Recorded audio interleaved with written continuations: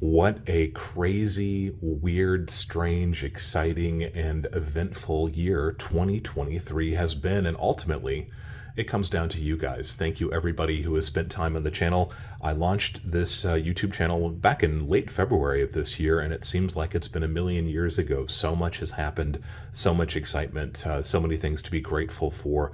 As I do a wrap up of 2023, my best acquisitions in silver for this year, I'm going to do a top 5 countdown, and I'm glad that you're here with me to kind of reminisce about some of the things that have happened in 2023.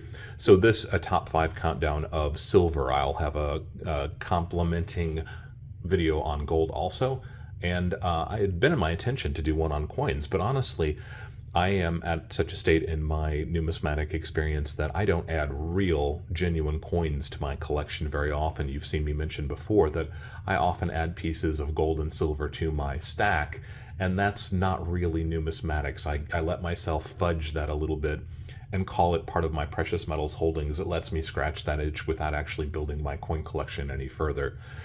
My name is Whitecross, and you are very, very welcome to be here with me today, and I'm so grateful that you are here.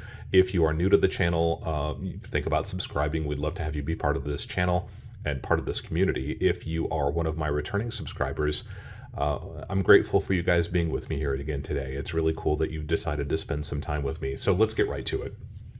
My top 5 acquisitions in silver for 2023. Let me know what you think. Let me know if you would agree with these. You've seen, if you've watched the channel, some of the other things that I picked up over the course of the year. This is the ones that kind of stuck out to me as the most consequential, the most interesting. So let's start with number 5. Number 5 is this piece over here. I've never seen one of these before. I've never had one of these before, and you're probably thinking, I've seen all of your stacking Mexican silver videos. How is that possible? It just is. I've never seen one of these. I've never obtained one of these before. This is a Libertad set from 1992, and this is a fractional set. I've never had a fractional Libertad before of any size. So we have a 1 ounce, a half ounce, a quarter ounce, a 1/10 ounce, and a 1/20 ounce of silver, troy ounce of silver. This is a set that's made by the Banco de Mexico. So this is part of the Bank of Mexico's annual releases. 1992, the first year that they made fractionals, I believe, or maybe the second year. And this is by far the greatest mintage that the Bank of Mexico, that the Mexican Mint ever made for Libertads. So unfortunately, or fortunately, I don't want to look a gift horse in the mouth, I was able to pick these up really inexpensively. A local dealer let me look through some of their older inventory. I saw the cover for this and I caught my breath because I thought it was going to be something cool. And it is something kind of cool. You know, the fractionals are kind of an interesting development. Not many countries put out silver fractionals. Of course, the United States of America hasn't started doing it yet. And Mexico goes all the way back to 1992 with these. Some of these starting to tone kind of attractively. We will do videos on toning probably in 2024. Purple toning sometimes looked down upon by people who like toned coins. Of course, if a coin oxidizes and comes into contact with a reactive surface like this, probably like this black paperboard, if the toning winds up being attractive, and Mexican pieces can be rainbow colored. There are cobalt and deep sea greens and red and yellow and gold. All of those colors can come forth when a coin tones attractively. If it tones unattractively, we call it tarnish. But in this case, this purple, sometimes people see that as what we call terminal. That means approaching a color that is so dark that we don't really like it. But I think this still has some possibility of coming into kind of an attractive tone. So I'll keep an eye on it. It's an interesting thing to have. I was able to pick this up for very little premium. You can see this old school $30 sticker on it.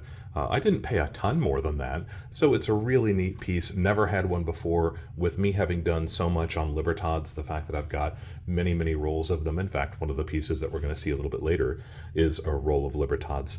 Yeah, it was kind of a neat acquisition, so that's number 5 on my list, counting down 5 to number 1. Number 4. If you're looking at this amazing collection of silver bars, you might notice that one of them kind of sticks out. One of them's a little bit different, and that's this one here. I was able to go through a friend's collection of Englehard bars earlier this year. They have a phenomenal stack of bars that rivals my own. Actually, it's a lot better than mine. And it had been probably 20 years since I'd had a 5-ounce Englehard bar, so long that I don't even remember what the form was, what style it was. But I love these old poor Englehard pieces. If you've watched the earlier bars on 999 Silver Stacking, for advanced collectors, the 10-ounce bar video, I talk about the 10-ounce poured bars from Englehard, probably my favorite poured bar up until the Lydian Horde, something we'll talk about a little bit later for sure.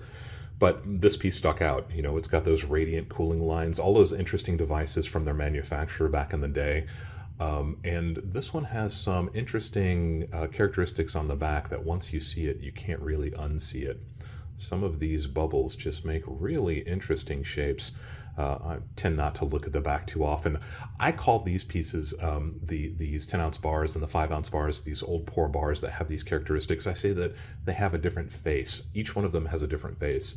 This one has a really interesting, beautiful, original skin, something that you'll hear me talk about a lot as we get deeper into numismatics. Coming from a numismatic background many, many years before I really started stacking in earnest, we look at original surfaces. I've been harping a lot recently on the fact that we don't clean coins. One of the reasons we don't do that is because we don't want to strip those original surfaces off. A coin or a bar that is 30, 40, 50 years old should look like it's 30, 40, or 50 years old. I personally would rather have a bar that's got original surfaces, original skin, that we might say in numismatics, rather than something that's bright and shiny. My own personal preference, this piece hadn't been touched in many, many years. All Englehard calls this the 7th series TOZ bar. You can see the small TOZ there at the top. They only made about 4,000 of these. That's not a tiny mintage, but it's not enormous either. I would call this kind of scarce, but not especially rare. Lucky to have it, lucky to have picked it up, grateful to that friend for selling it to me. That's a neat piece to have added to the collection. And that was number 4 on the list. Number 3 on the list is something that I haven't really talked about much on this channel, and that's the fact that I do, in fact, have a pretty extensive collection of Native American or American Indian jewelry. This is something that goes back in my family history about 50 or 60 years, maybe even a little bit more than that. And it's something that I have been researching for many, many years and slowly acquiring. A lot of the dealers get pieces like this when people sell broken or estate jewelry. I keep my eyes open. I pick up interesting pieces. This is what's called a squash blossom necklace. It's a traditional Navajo design, and if you've watched the channel, you know that we are sitting on a Navajo rug here. That's my backdrop. That has always been my backdrop. So this is a reflection of the fact that I do, in fact, have a pretty extensive Navajo and Zuni and Hopi collection. Those are tribes in the southern part of the United States, the southwestern United States. And I have been collecting these pieces for many, many years too. I see them as part of my silver stack. This is an interesting way to go into a different direction, but these pieces are all also made of silver. In this case, this piece is 92.5% silver. Of course, that's sterling silver. Because of that, I know that this piece probably dates from about the 1980s. Real beautiful museum quality squash blossom necklaces that have pieces like this turquoise that you see. That's that blue stone, a traditional stone that's used in Navajo artwork, Navajo silverwork. Is the squash blossom design is probably the most iconic piece of Navajo jewelry. And the earlier pieces, going back to just before the turn of the century, Navajo really started working in silver around 1870, somewhere in that period of time. The earlier pieces can be very, very beautiful and incredibly expensive. This piece really made more for the tourists of the Southwest during that period of time in the late 1970s, early 80s, when appreciation for Native artwork again took off in this country. And while I've had several squash blossom necklaces, this one was quite affordable. It's unfortunately unsigned, a tradition for lots of American Indian, Indigenous, or First Nations artists to sign their pieces. Not all pieces are signed. Some pieces are. This piece, unfortunately, unsigned, but it's a very good quality piece. The construction is very good. The silver is nice and heavy. The entire piece is quite heavy.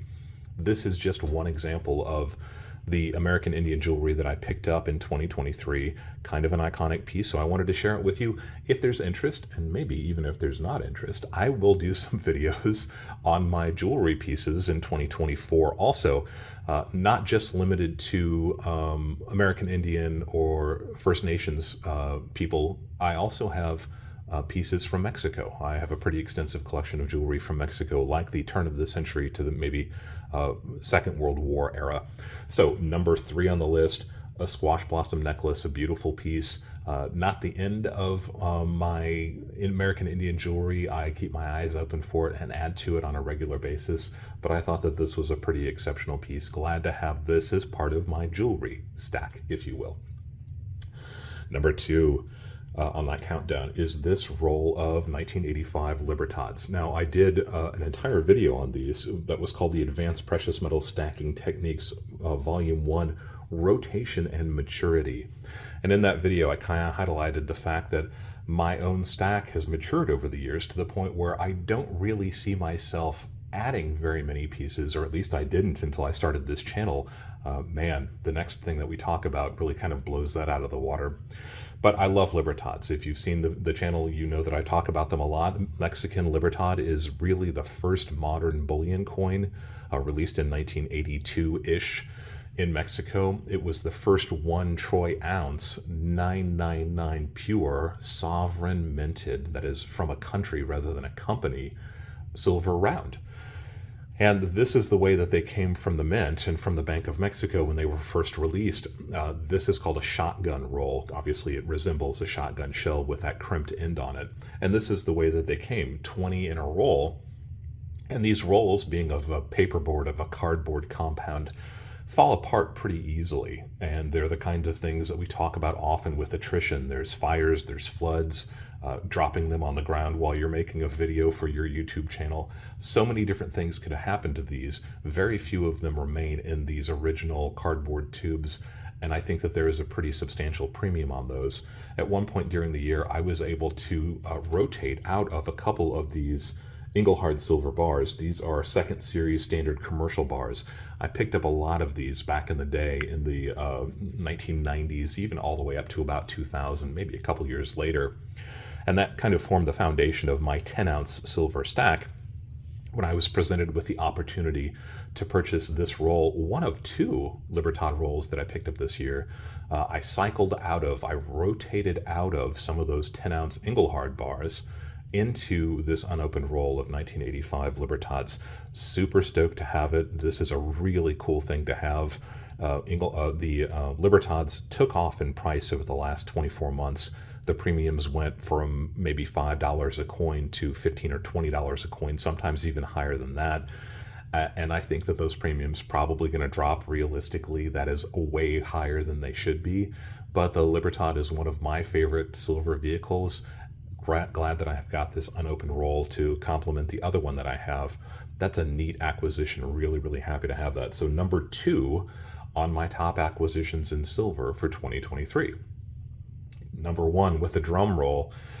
If you watch the channel, you already know what it is, and you've been staring at it during this entire time that I've been droning on, and it has to come down to the Lydian horde. This is a massive horde of vintage 10-ounce and 5-ounce class silver bars from some of the top refiners and most highly collectible names in the American old pour silver bar community.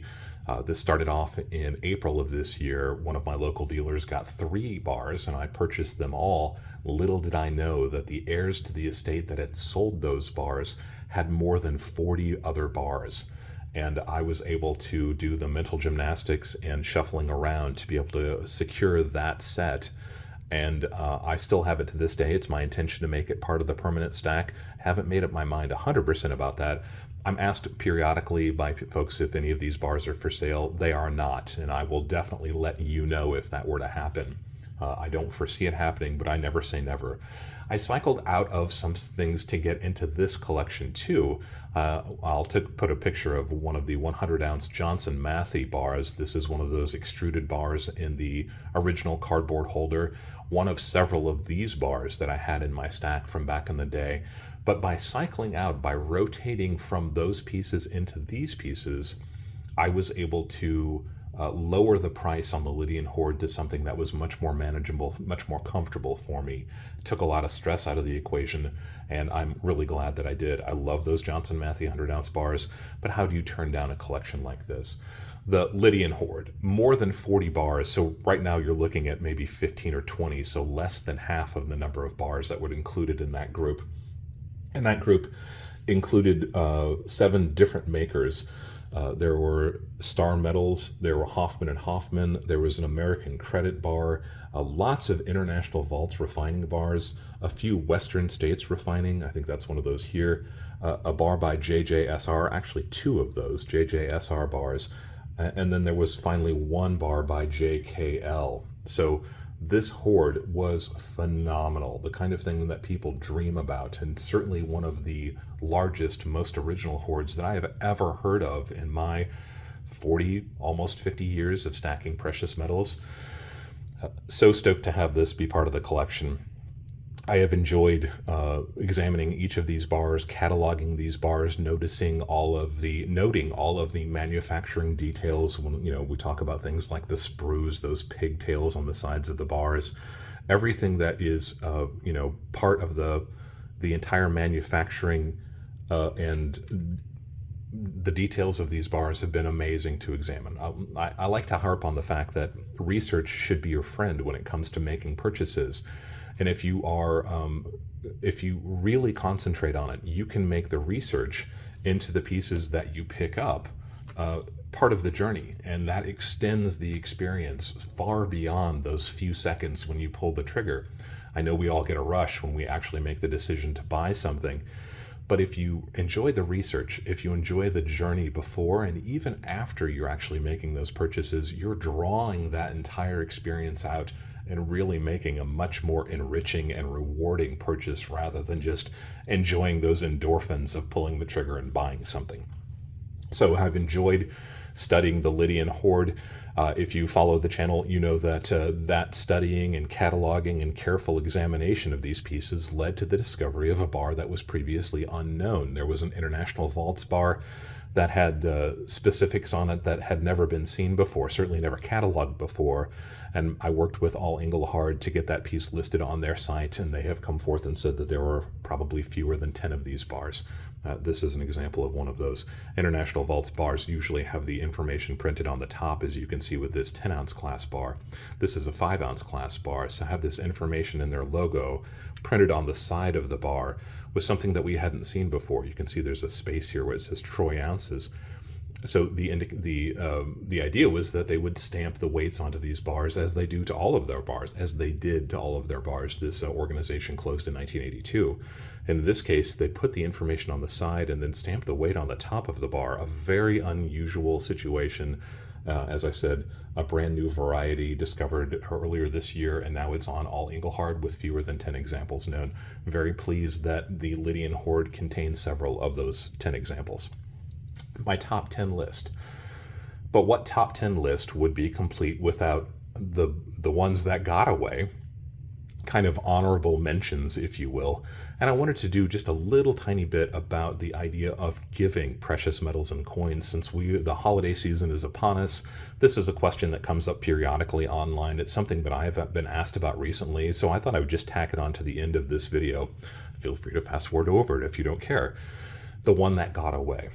In the 100-ounce bars for advanced collectors, I talk about this bar, the reason this is sitting here. This is a Sheffield smelting bar from Sheffield Smelting in England.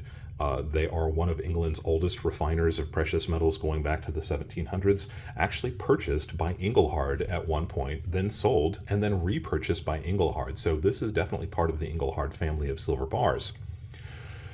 This piece came from one of my first dealers that I really worked closely with, who passed away several years ago. So this is actually part of his stack, and he sold it to me. And it's been one of the cherished foundations of my silver holdings for many, many years. There is a sentimental factor to this bar that makes it just kind of nice every time I pick it up and hold it. But really, it's just a neat bar. This really old school, probably late 1970s, early 80s, bathtub shaped, heavy, dense, small. It's just got all the interesting characteristics that you like on these classic silver bars. Earlier this year, I was presented with the opportunity to buy one just like it. And I was talking earlier about appreciating the original skins and surfaces on bars like this. This bar is especially bright. It's my guess that this bar was probably thoroughly cleaned maybe 20 years ago. It's just barely starting to retone. That happens over time. This bar that I was presented with actually had dark original tone, original skin on it. And interestingly, the serial number on that bar was actually lower than my bar. So if you are a stacker of these vintage bars that have serial numbers on them, serial numbers can be quite exceptional if it is an exceptional number. If you've got number 007 or number 1 in a series, it matters a little bit. The fact that this bar that I was presented with had the original skin, original surfaces, had fewer bag marks or stacking marks, whatever you want to call it. You can see this one actually has lots of little divots and bang marks, and this bar was much more pristine. In numismatics, this may be an AU 55-ish. And that bar that I saw earlier this year was probably a 61 or a 62. Original skin, original surfaces, lower serial number, far fewer marks on it. And I was offered a great deal on it. And I had just purchased the Lydian Horde. So while I went through the mental gymnastics to see if there was anything I could think of that would allow me to buy that other Sheffield smelting 100-ounce bar, ultimately I couldn't. I couldn't justify another $2,300, $2,400 purchase. I didn't really need another 100 ounces of silver added to my stack with the Lydian Horde and the other pieces that I picked up this year. I'm very close to another 500 ounces of silver in a year that I hadn't anticipated buying any silver or very little silver. So the prospect of adding in another 100-ounce bar just didn't make sense. And I couldn't rotate out of this one. Like I said, there's a sentimental attachment to that dealer that has since passed. I have several pieces from him that I keep in my coin collection that are part of my permanent collection, and I'll talk about some of those pieces in 2024 also. So the one that got away, this beautiful 100-ounce Sheffield smelting bar, classic vintage piece from probably the early 1980s, I just had to let it go ultimately. And it walked out the door and it found a new home, and I'm thrilled for that person. They, I believe, appreciated the fact that this bar had some unique characteristics, and hopefully it will become part of their permanent stack. So a rundown of my top 5 purchases, acquisitions, whatever you want to call it, for 2023, and the one that got away. But really briefly, like I said, I wanted to talk a little bit about the idea of giving away precious metals as a gift, as a reward. Where in the holiday seasons, this is something that comes up periodically. I'm asked about my opinion, what I do, and I do give precious metals and coins away with kind of very specific parameters, and that's what I'm going to talk about. Now, I don't want to be judgy. I'm not trying to brag here. Hopefully, if you watch my channel, you know that I don't brag about the pieces that I have. They fascinate me more than anything, and that's why I like sharing them with you. And if you don't feel comfortable giving precious metals or coins away, if you don't feel like you're in a financial position to do that, I'm not trying to make you feel bad. I'm just offering kind of my scenario, what I do when I'm asked if I do give these away. And this is kind of how it works for me. I have been very fortunate that I am financially stable enough that I can offer something back to the community, whether it's my local community, whether it's my friends and family, whether it is the online coin community. And if you are part of this channel, you've seen that I've had some pretty nice giveaways this year, and it makes me happy to do that. I love being able to share that prosperity with other people, and hopefully you can take that as a grain to help grow prosperity in your community, whatever that may be. When I give away precious metals, it's under very specific circumstances, and it's important to understand, especially in 2023, that if you are talking about precious metals with people that you don't know very well, if you're talking about rare coins with people that you don't know very well, there is always the possibility that you're going to be overheard or listened to by the wrong element. And if they can identify that you possibly have things of value, you can become a target. So a quick disclaimer, I want to make sure we're all on the same page. This can be a little bit of a dicey thing to do. I'd like to think that my bases are covered, but I want you to think about this very carefully before you pursue something like this. Don't be flip with it. What I do, there is a restaurant that I go to, that I have gone to for the better part of 25 years now. I go almost on a weekly basis. The staff knows me, the servers know me, and it's a Mexican restaurant, and a lot of the staff is Mexican. And because of that, they are 1,000 miles away from their home over the holidays. So about 10 years ago, I thought it would be nice if I would give a small silver coin to whoever happened to be waiting on my table the night that I go closest to Christmas. So something that I've done for about 10 years. I was inspired by people that drop coins in the Salvation Army kettles, those gold and silver coins. I am guilty of having done that many times in my youth, and it's something that I'm kind of proud of. Honestly, there are pitfalls if you are gifting precious metals to people or organizations who don't really understand them the way that you do. So when I go to the Mexican restaurant and I have a silver coin, it's typically a smaller silver coin, and I make sure that I am tipping that in addition to a very substantial, very nice cash tip. And the reason that I say that is because our best intentions sometimes are that we're sharing this hobby that we're passionate about, that we love, with other people. But you have to remember that other people need cash. The reason they have a job is to put gas in the car, to put food on the table, to keep the lights on, especially over the winter, to make sure their families have what they need. So if our best intention is to give them a coin or precious metals, whatever it may be, you have to ask yourself, are they going to know what it is? Do they appreciate it? If they need the funds that that represents, can they get them? Are they going to get a lesser amount than it's worth if they go to sell this at a coin store or pawn shop or something? Are they going to spend it unintentionally, not really understanding what it represents? And most importantly, if they are working because they need to put food on the table, are you actually taking that money away from them by tying it up in a coin or a piece of precious metals that they don't understand? So I don't want to be preachy with it. That is clearly not my intention. I'm just kind of saying where I'm coming from and why I've evaluated this and why I feel comfortable doing it in certain circumstances. So last year, even though it wasn't 2023, it was the last few days of 2022, and that's why I'm including it in this video. I took a 1953 5 peso, very similar to this one. In fact, I'll show a picture of it so you can see what I'm talking about. We've talked about these in the Stacking Mexican Silver videos. This is a really neat coin, and again, with the Mexican pieces, it actually has the grams and the purity listed right here on it. So that's an indication for people who are maybe a little bit less familiar with it, that it is a nice silver coin. The date on it and the purity on it is an indication that this isn't just something that you're supposed to put in your pocket and spend. And of course, I put it in a 2x2 flip when I leave it. The Mexican servers at this restaurant, so far away from home, I thought it would be nice if they had a little something to remind them of home, a little something almost as a bonus. And again, that is in addition to a very nice cash tip, because that's honestly why they are working, to put food on their own table. So that's what I do. 1953 5 peso last year. I haven't decided what I'm going to do this year. And it's just kind of a nice way to share my passionate hobby with the people that I think might appreciate it. I had another couple of instances. Clearly, you saw me have some giveaways earlier this year if you're one of my returning subscribers. So you know that I like giving away interesting pieces. You'll recall that at least one of those pieces was an 8 reale. So, you can always find interesting pieces to give away. Just make sure that that person understands what it is and you're not actually doing them a disservice, even though you think you are coming from a good place. Just keep that in mind. I had a contractor, one of my main contractors in my life outside of precious metals and rare coins. Believe it or not, I actually have a life outside of YouTube. And I was able to close some business deals that had been many, many years in the making.